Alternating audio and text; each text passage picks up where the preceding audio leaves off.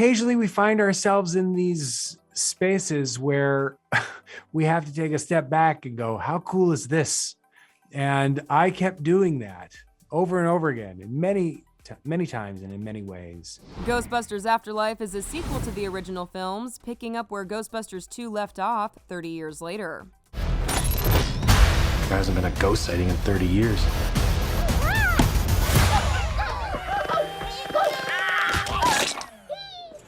The cast spoke to The Hollywood Reporter all about how the new film honors the iconic original movies while still bringing a fresh perspective to the beloved franchise. Why will this movie delight old fans of the franchise, but also appeal to a whole new generation of Ghostbusters fans? The movie, although it is obviously connected and exists in the world of Ghostbusters, it is a very fresh story with these amazing kids.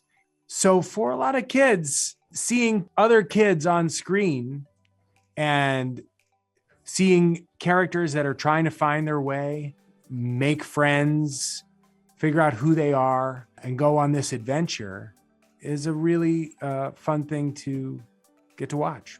Well, I think that it's really going to be cool to fans of the old film because it's not a remake, it's not a redoing, it's not a replacement, it's a direct sequel to the second film. And it really does stay true to the original films. We have the Reitmans on set with us, we have them directing us, so that in itself is something incredible. I think that's what makes this movie so special, is that there are so many Easter eggs calling back to the original film in 1984.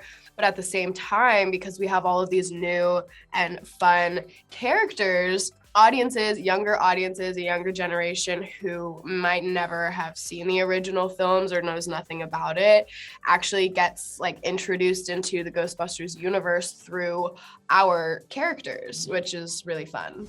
The film features 3 of the 4 original Ghostbusters: Bill Murray, Ernie Hudson, and Dan Aykroyd, excluding only the late Harold Ramis, who died in 2014. What was it like having those iconic actors on set? It kind of felt like we were dreaming, but I have to say there was also something really moving about it, because whenever you're working on a movie, sometimes you'll have 2-person scenes, but for that particular sequence, we were all together. So it's always special when you have the whole cast together. But I think we were all acutely aware of what we were missing, which was Harold Ramis. And so there was sort of I felt a kind of reverence for that space that we were holding for Harold. And so it was surprising to me how moving that was, just to be missing him in that moment. That was a historic moment because none of those guys had been in the same room since 1980. I don't even know. I mean, they're talking about the original Ghostbusters, and they were talking about how they shot, and it was so crazy. I mean, and just to watch them and learn from them, the way that they talk to each other is just amazing. Oh, I was surreal because these guys I've watched since I was little are standing right in front of me. And I got to see Bill Murray work his magic with his comedy, and Dan with his spirit, and Ernie with his morale, and everybody loved it, and had such a good time.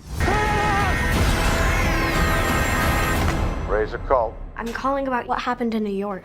Staying true to the films from the 80s, the movie employs many practical effects, aka special effects produced the old-fashioned way. And we're used to seeing CGI in movies anymore, but were there some puppets used in this movie? There were so many practical special effects. It felt like being on some sort of fantasy playground. I mean, we don't make movies like this anymore. There's a lot of green screen, and Jason very intentionally decided that he wanted to have a lot of practical objects there. And I keep saying these young actors who are in this movie, they don't know how lucky they were to get to experience that kind of filmmaking, because it's just not the way they're made anymore.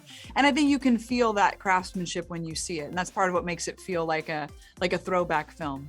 So it's much more fun when there's something actual physically in front of you that you can be afraid of or laugh at. That also depends, because occasionally you can work with a real diva puppet, and they think it's all about them, and you just want to grab them by the throat and say, "Do you realize there were puppets before you that paved the way?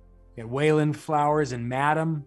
Willie Tyler and Lester. You're not so big. So let's dial it back a notch." Thankfully, all our puppets were well behaved, and they were great. Grateful.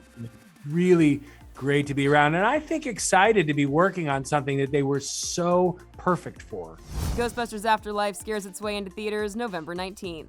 For The Hollywood Reporter News, I'm Tiffany Taylor.